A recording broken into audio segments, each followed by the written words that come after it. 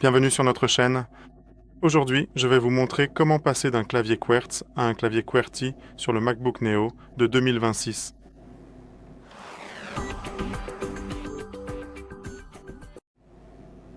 Cette méthode est utile pour les personnes qui ont acheté la version allemande, française, espagnole ou toute autre version linguistique. Malheureusement, ils n'arrivent pas à s'y habituer et aimeraient avoir un clavier normal, c'est-à-dire anglais, polonais ou international, donc QWERTY. Pour cela, il suffit simplement d'échanger ces touches, c'est-à-dire IB et Z, et tout sera alors exactement comme il faut. Nous avons besoin d'outils très fins pour cela. La possibilité de faire levier ou quelque chose d'encore plus fin. On peut aussi essayer avec un objet comme celui-ci, mais ça ne marche pas toujours. Cela peut être un peu trop épais ou quelque chose de ce genre, mais plus fin, parce que celui-ci est justement un peu trop épais. Et tout cela peut convenir pour ce genre de choses. Mon outil préféré, c'est celui-ci ou un comme ça. Il faut que l'avant soit vraiment super fin, mais qu'il y ait quand même une légère courbure pour que ça puisse facilement passer sous la touche.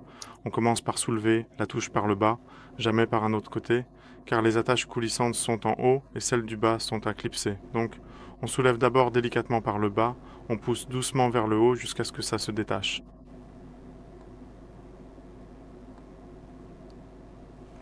Maintenant, je fais glisser la touche de haut en bas pour la retirer. Et voilà, la touche est retirée et tout est encore connecté. On fait la même chose avec la touche Git. Donc on insère par le bas, on soulève vers le haut, jusqu'à ce que ça fasse un clic.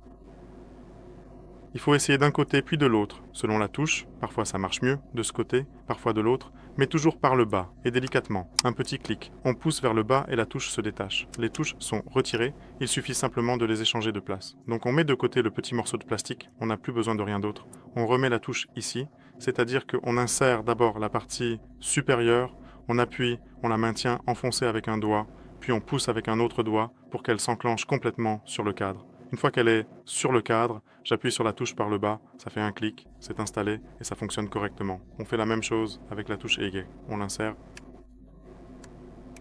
On maintient l'avant avec un doigt, on pousse de l'autre côté avec un autre doigt et on appuie pour que ça s'enclenche et la touche s'est enclenchée, tout fonctionne correctement. Nous avons donc remplacé les touches pour passer en QWERTY et tout est comme nous le voulions. C'est tout pour aujourd'hui. Merci beaucoup pour votre attention. Je vous demande de mettre un pouce en l'air, d'aimer, de vous abonner et à bientôt pour notre prochaine vidéo.